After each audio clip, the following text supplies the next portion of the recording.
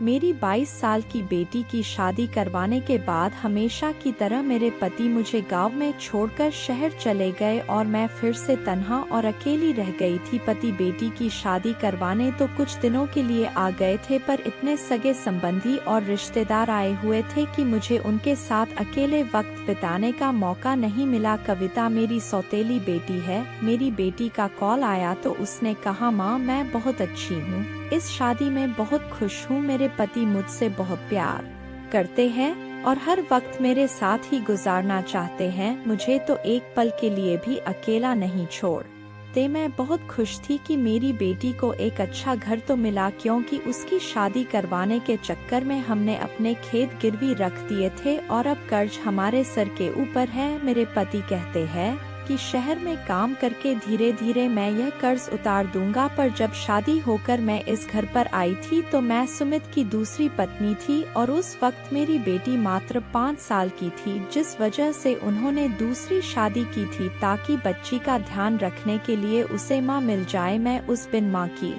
बच्ची को तो अपनी बेटी की तरह ही पाला और उसे खूब प्यार दिया, पर मेरे पति ने शादी की पहली रात मुझसे जो कहा वह सुनकर तो मेरे आंखों से आंसू आ गए। उन्होंने कहा कि वह अपनी पहली पत्नी से बहुत प्यार करते थे, दूसरी शादी नहीं करना चाहते थे, लेकिन माँ ने उनके ऊपर दबाव डाला। जब से मेरे पति की पहली पत्नी की मौत हुई थी, मेरे पति शहर में ही रहने लगे थे और वहीं पर काम किया करते थे। गाँव के खेत मेरे सास ससुर संभाला करते थे। मेरे पति को जब भी छुट्टी मिलती वह मेरे पास आ जाया करते थे, लेकिन जब वह चले जाते थे तो मैं तन्हा रात गुजारती थी और उनके प्यार के लिए तड़पती रहती थी। शादी के साल भर के अंदर ही मैं गर्भवती हो गई और मुझे एक बेटा हो गया। जब मेरे पति के बिना मेरा मन नहीं लगता था तो मैं उनसे कहती थी कि मुझे भी शहर लेकर चलिए, मैं आपके साथ रहना चाहती हूँ, यूँ अकेले मुझे अच्छा नहीं लगता। पर वह कहते कि शहर में इतने लोगों का खर्च मैं नहीं चला पाऊंगा, इसीलिए बच्चों को लेकर तुम गाँव में ही रहो ताकि उनकी पढ़ाई गाँव में ही हो सके। हर महीने मेरे पति आते तो थे, लेकिन कुछ दिन रहकर ही चले जाते थे। ऐसे ही मेरी जवानी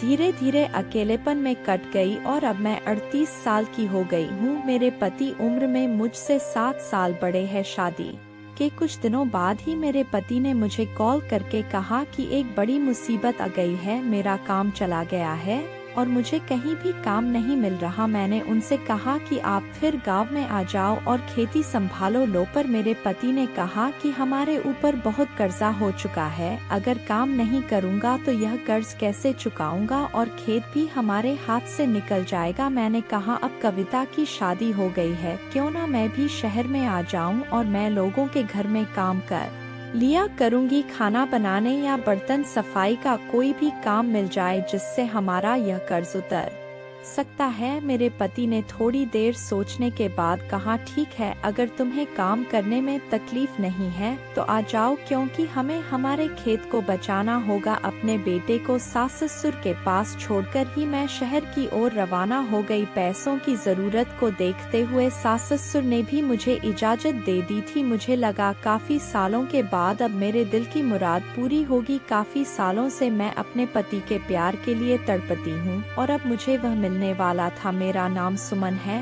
और मैं बेहद खूबसूरत हूँ, जैसा गोरा रंग वैसी खूबसूरत आँखें। जब मैं पति के पास पहुँची तो मेरे पति बहुत खुश हुए। मुझे पता है कि वह भी रात अकेलेपन में ही गुजारते हैं। शहर पहुंचकर कुछ दिनों के अंदर ही मुझे 2 घर पर काम मिल गया। मुझे लगा कुछ घर काम और मिल जाए तो अच्छे खासे पैसे आएंगे। गांव के मुकाबले शहर के लोग काम के अच्छे पैसे देते हैं। एक रात काम करने के बाद मैं अपने पति के साथ बातें कर रही थी, तभी बाहर बारिश होने लगी। बारिश बहुत तेज हो रही थी और रुकने का नाम ही नहीं ले रही थी। करीब रात के 11 बजे किसी ने घर का दरवाजा खटखटाया। मेरे पति ने सोचा कि इतनी रात को कौन आ गया होगा। जब मेरे पति उठकर दरवाजा खोलने गए तो हट्टे कट्टे नौजवान दरवाजे पर खड़े थे। 35 से 40 साल के बीच की उम्र होगी। मेरे पति उन लोगों से बातें करने लगे तो मैं अपने बेडरूम में आ गई, पर मैं सोच में डूब गई थी कि आखिर यह लोग है कौन और हमारे घर इस तरह से क्यों आए हैं। थोड़ी देर बाद मेरे पति कमरे में आए और कहे कि 4 लोग यात्री है और बारिश की वजह से बुरी तरीके से फंस गए हैं, एक रात के लिए घर पर शरण मांग रहे हैं। तो मुझे उन लोगों पर दया आ गई और कहा कि हमारे घर में एक ही गेस्ट रूम है, तो आप चारों को वहीं पर रहना होगा। मुझे तो अपने कानों से यकीन नहीं आ रहा था। मेरे पति 4 अनजान लोगों को इस तरह से घर में कैसे रहने दे सकते हैं, पर वह बहुत सीधे साधे हैं, लोगों पर जल्दी विश्वास कर लेते हैं। हो सकता है सचमुच यह लोग बारिश की वजह से मजबूर हो। हमारे इस घर पर इतना कीमती सामान तो नहीं है कि चोरी करने आए होंगे। मेरे पति ने कहा कि यह लोग बहुत भूखे हैं, कुछ खाना बना दो। मैं रसोई में जाकर खाना बनाने लगी। जब मैं खाना बनाकर उन्हें देने आई तो वह चारों लोग मेरे ऊपर निगाह बनाए रखे थे। मैं एक लाल मैक्सी में थी। मुझे बहुत ही अजीब लग रहा था, क्योंकि कभी किसी मर्द ने मुझे ऐसे नहीं देखा। मेरे पति मुझे अपनी पत्नी तो मानते हैं, पर वह अपनी पहली पत्नी से बेइंतहा मोहब्बत करते थे। वह उसके बचपन का प्यार है। वह सुनीता के साथ ही बड़े हुए, दोनों के बीच में प्यार हुआ और पूरा गांव इस बारे में जानता है, क्योंकि वह खेतों के बीच अक्सर घूमा फिरा करते थे। लेकिन धीरे धीरे जैसे ही सुनीता जवान होती गई तो उसके पिता ने सुमित से मिलने नहीं देते थे। कहते थे कि तुम जवान हो गई हो, ऐसे तुम सुमित के साथ घूमोगी तो तुमसे शादी कौन करेगा। लेकिन फिर सुमित उसके लिए रिश्ता लेकर आए तो सब लोग मान गए और उन दोनों की शादी हो गई और एक बच्ची भी हो गई। पर वह बीमार पड़ गई और चल बसी। मेरे पति उसकी मौत से उभर नहीं पाए। मुझे कहते मैं तुम्हें पत्नी का हक तो दूंगा, पर प्यार नहीं कर पाऊंगा। कभी कभी मुझे अपने पति पर बहुत गुस्सा आता कि सिर्फ एक बच्ची को पालने के लिए उन्होंने मेरी जिंदगी खराब क्यों कर दी। आखिर मैं भी तो एक औरत हूँ, मुझे भी प्यार की जरूरत है। मुझे कोई ऐसा मर्द चाहिए था जो मुझे दिल से चाहे। मेरे पति तो बस मुझे एक जिम्मेदारी ही समझते हैं, लेकिन आज पहली बार कोई मर्द मुझे ऐसे देख रहा है, वह भी एक नहीं 4। मेरे दिमाग में अजीब अजीब ख्याल आने लगे। मैं खाना देते ही अंदर कमरे में आ गई, क्योंकि ना जाने यह लोग कौन है। मैं कमरे के अंदर से देखी, उन लोगों ने शराब की बोतल निकाल ली है। काफी महंगी शराब थी, तो मेरे पति भी काफी खुशी खुशी पीने लगे। जब मेरे पति काफी देर बाद कमरे में सोने के लिए आए तो नशे में पूरी तरह से अपना होश खो बैठे थे। मैंने किसी तरह से उन्हें संभाल कर लेटा दिया तो वह गहरी नींद में सो गए। मैं डरते हुए बाहर कमरे में गई और कहा कि आप लोगों का बंदोबस्त अंदर कर दिया है।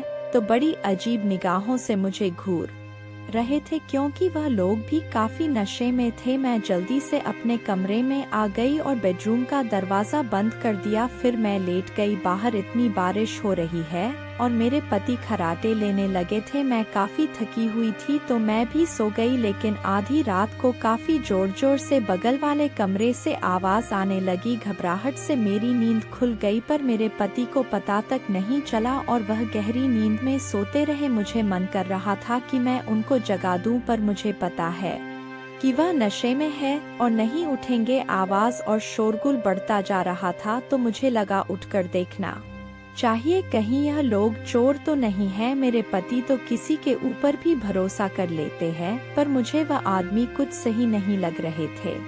करीब 10 से 15 मिनट तक मैं ऐसे ही अपने बेड पर बैठी रही, लेकिन उसके बाद हिम्मत करके मैंने अपने बेडरूम का दरवाजा खोला और दूसरे कमरे की ओर जाने लगी जहां से आवाज आ रही थी। मेरे दिल के अंदर बहुत घबराहट हो रही थी। ऐसे ही घबराहट मुझे तब हुई थी जब मेरे घर पर आग लगी थी। तब मैं मात्र 15 साल की थी और मैं बाहर खेल रही थी। जब मैंने देखा कि घर के अंदर आग लगी है तो डर के मारे मैं अपनी जगह से हिल नहीं पाई। मैं आसपास के घरों से किसी को मदद के लिए नहीं बुला पाई। जैसे लगा कि मुझे लकवा मार गया हो। इधर से मैं बिल्कुल भी अपनी जगह पर जमकर खड़ी रह गई और मेरा घर मेरी आंखों के सामने जलकर खाक हो गया, जिसके अंदर मेरे माता पिता थे। हमारा एक ही कमरे का मकान था। रात के वक्त जब मेरे पापा माँ के पास आते तो मुझे बाहर निकाल दिया करते थे। उस वक्त मुझे समझ नहीं आता था कि मुझे वह लोग बाहर क्यों निकाल देते हैं,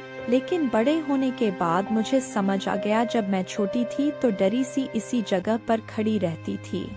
और मेरे हाथ पांव कांपते रहते थे। अंदर से कभी कभी आवाजें भी आती थी, पर मैं कभी भी अंदर नहीं गई, क्योंकि मेरे पापा ने मुझे साफ साफ कह दिया था, जब तक तुम्हें बुलाया ना जाए तुम बाहर खड़ी रहना, ठंड हो या गर्मी वह मुझे बाहर निकाल देते थे। और कभी कभी तो काफी देर तक मैं इस तरह खड़ी रहती थी। और उस रात भी मैं खड़ी रह गई जब वह घर जल रहा था। जब आसपास के लोगों को पता चला, वह आए तो देखे घर पूरी तरीके से जल चुका है। उन्होंने उसे बुझाने की कोशिश तो की, पर मेरे माँ पापा बिल्कुल जल चुके थे। गांव के लोगों ने मुझे ही इसका जिम्मेदार ठहराया, क्योंकि मैं मदद नहीं मांग पाई थी और एक ही जगह पर खड़ी रह गई थी। मैं अनाथ हो चुकी थी और मेरे मामा मामी मुझे अपने साथ लेकर चले गए थे, पर उन लोगों ने मेरा जीना दुश्वार कर दिया था। मेरी मामी मुझे घर का सारा काम करवाती थी और कोई भी गलती होती तो मुझे मारा पीटा करती थी। अब 18 साल होते ना होते मेरे लिए लड़का ढूंढने लगी थी, पर लड़का दहेज मांगता, जिस वजह से मेरी शादी नहीं हो पा रही थी। मेरी मामी ने कह दिया था कि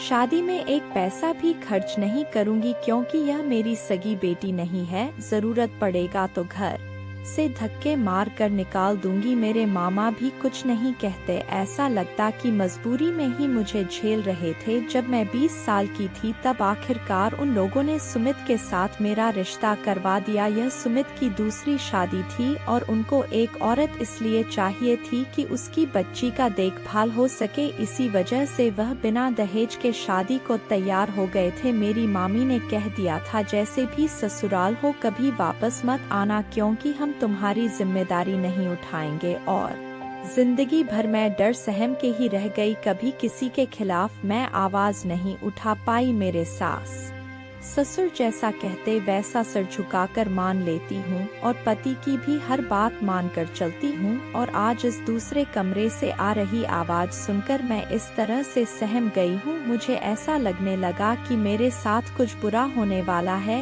ऐसे ही मैं दरवाजे को हल्का सा धक्का देकर अंदर झांका तो मेरे सिर पर मानो आसमान टूट पड़ा, मेरे पैरों तले जमीन निकल गई। मुझे ऐसा लगा कि शायद आज का दिन ही मेरी जिंदगी का सबसे बुरा दिन है। इससे भयानक दृश्य शायद मैं आज से पहले नहीं देखा। मेरे माँ पापा की तो लाश बुरी तरीके से जल चुकी थी, पर इस कमरे का रंग तो बिल्कुल लाल हो चुका था। वहाँ कमरे के अंदर मौजूद 3 आदमियों की नजर मुझ पर पड़ी। एक आदमी फुर्ती के साथ मेरे पास आया और मुझे अंदर खींचकर दरवाजा बंद कर दिया। मैं बहुत घबरा गई कि यह लोग मेरे साथ कुछ बुरा करने वाले हैं। मुझे देखते ही वे बहुत ही अजीब निगाहों से मेरी तरफ देखने लगे और मेरे करीब आने लगे। मेरा गला सूखने लगा और डर के मारे मेरी आवाज बंद हो गई। इनके चौथे साथी की लाश खून से लथपथ कमरे में पड़ी हुई थी। अब बाकी के बचे 3 लोग मुझे शायद जिंदा ना छोड़े। मैं बहुत घबरा गई, क्योंकि मैं कत्ल की गवाह बन चुकी हूँ। इन तीनों में से किसी ने इसे मारा होगा। एक आदमी मुझे उठाया और उठाकर सीधा बेड पर पटक दिया। मुझे लगा कि यह लोग मुझे मार डालेंगे, पर उन लोगों ने ऐसा कुछ नहीं किया। वे अपने जैकेट उतारने लगे और उसके बाद मेरे साथ जो कुछ भी हुआ, रात भर मेरी चीखें गूंजती रही। जिंदगी भर मैं जिस चीज के लिए तरसती रही हूँ वह मुझे 3 अनजान लोगों से मिल रहा था, वह भी मेरी मर्जी के खिलाफ इन कातिलों से। और एक लाश के सामने मेरे चेहरे का भाव बदलता जा रहा था। कभी डर से मैं बिल्कुल ही हिल नहीं पा रही थी, तो कभी मुझे अच्छा लगता, दिल और दिमाग बेकाबू हो गए थे। कभी मुझे रोना आ जाता तो कभी मुझे दर्द होता और कभी लगता कि अपने आप को बचाने के लिए मैं कुछ करूं, पर मैं बेबस और मजबूर बनकर ही रह गई। अगर मैंने उन लोगों को मना कर दिया तो वह मुझे भी मार डालेंगे, क्योंकि उन लोगों ने कत्ल किया है। उसके बाद एक आदमी उठा और एक कंबल से उस लाश को लपेट दिया और घर से बाहर निकलकर उस लाश को अपनी गाड़ी में छुपा दिया। फिर 2 आदमी मिलकर कमरे को साफ करने लगे, खून के धब्बों को मिटाने लगे, और तीसरा आदमी मेरे साथ था और मुझे संभालने लगा, क्योंकि मैं ही इकलौती गवाह थी जिसे पता था कि इन लोगों ने क्या कांड किया है। जब सब कुछ साफ सुथरा हो गया तो वह तीनों फिर से मेरे पास आ गए। मुझे लगा अगर मैं चिल्लाऊंगी तो कमरे से शायद मेरी पति आकर मुझे बचाए, पर इन लोगों ने खून किया है, कहीं मुझे और मेरे पति को भी मार दिया तो एक खून की सजा जो है 3 खून की सजा भी तो वही मिलेगी। उसके बाद क्या हुआ पता नहीं, लेकिन अचानक जब मेरे पति मुझे बुलाने लगे तो मैं बहुत घबरा गई, क्योंकि मुझे पता नहीं था कि कब मेरी आँख लग गई थी। अगर मेरे पति ने मुझे इस हालत में देख लिया तो वह मुझे तलाक दे देंगे। इस हालत में वह भी अजनबी के कमरे में, पर जब मेरी आँख खुली तो मैं अपने ही बेडरूम में थी और मेरे बदन पर वही लाल मैक्सी थी जो मैंने रात को पहनी थी और मेरे आसपास लाखों रुपए पड़े थे। तभी मेरे पति ने मुझसे कहा कि वह अनजान आदमी चले गए हैं और अब 10 बज चुके हैं, तुम तो काफी देर से सो रही हो, आज काम पर नहीं जाना है क्या? मैं तो कुछ भी समझ नहीं पा रही थी। तभी मेरे पति ने कहा कि जाते वक्त उन लोगों ने हमें 5 लाख रुपए दिए हैं। यह सुनकर तो मुझे विश्वास ही नहीं हो रहा था। मेरे पति ने कहा कि मैं पैसा लेना नहीं चाहता था, पर हमने उन लोगों की मदद की, उसके बदले में वह लोग हमारी मदद करना चाहते थे। मैंने सोचा कि कहीं यह पैसों के लिए ही तो कत्ल नहीं किया। आखिर किस बात के पैसे दे गए यह लोग? जो कुछ भी मेरे साथ रात में किया या वह खून जो मैंने देख लिया, उसका मुंह बंद करवाने के लिए मेरे पति ने कहा कि मैं यह पैसे बैंक में जमा करवा कर आता हूँ, इससे कर चुक जाएगा, तुम काम पर चली जाओ। मेरे पति के जाते ही मैं रोने लगी। मेरे साथ जो कुछ भी हुआ था, मैं फौरन उठकर दूसरे कमरे में गई और फिर कपड़े पहनकर मैं तुरंत दुकान गई। कमरा साफ करने के लिए अलग अलग केमिकल खरीद कर लेकर आई। उसके बाद मैं दूसरे कमरे को अच्छी तरह से रगड़ रगड़ कर साफ किया जहां वह खून के धब्बे थे। साथ ही मैं बिस्तर के चद्दर को भी अच्छे से धोया। पूरे घर की अच्छे से सफाई करने के बाद मैं अपने लिए कुछ खाना बनाने लगी। तब तक मेरे पति आ चुके थे और मुझसे पूछा कि तुम अब तक काम पर क्यों नहीं गई? मैंने उनसे कहा कि मेरी तबीयत ठीक नहीं है, मुझसे तो चला भी नहीं जा रहा था और मेरे पूरे बदन में दर्द था और मैं अंदर से बहुत ज्यादा डरी हुई थी। लेकिन अगले ही पल मेरे पति दूसरे वाले कमरे में गए और चिल्ला चिल्लाकर मुझे बुलाने लगे। मैं काफी डर गई कि कहीं मेरे पति को कुछ पता तो नहीं चल गया। जब मैं उनके पास आई तो उन्होंने कहा कि अब तुम्हें काम करने की जरूरत नहीं है। मेरे दिल की धड़कन बहुत तेज हो गई। उन्होंने कहा, मैं सोच रहा हूँ कि इस कमरे को होमस्टे बना दो, इंटरनेट में इस कमरे की तस्वीर खींच कर डाल दूंगा और ऑनलाइन बुकिंग करके कोई भी इंसान इस कमरे में रात में रह सकता है और तुम उसे खाना बनाकर देना। हम इसके लिए अच्छे खासे पैसे चार्ज लेंगे, जिससे हम दोनों को काम करने की ज़रूरत नहीं पड़ेगी और हम यह बिजनेस चलाएंगे। यह सुनकर तो मेरे सिर पर मानो आसमान टूट पड़ा और मैं फिर से उन रात के ख्यालों में खो गई। जो कुछ भी मेरे साथ हुआ था और जो कुछ भी मैंने अपने दिल में दफना दिया था, मैं एक कत्ल की साक्षी थी और मेरे साथ जुर्म हुआ था। अब मुझे इसी डर से जिंदगी बितानी थी कि कहीं पुलिस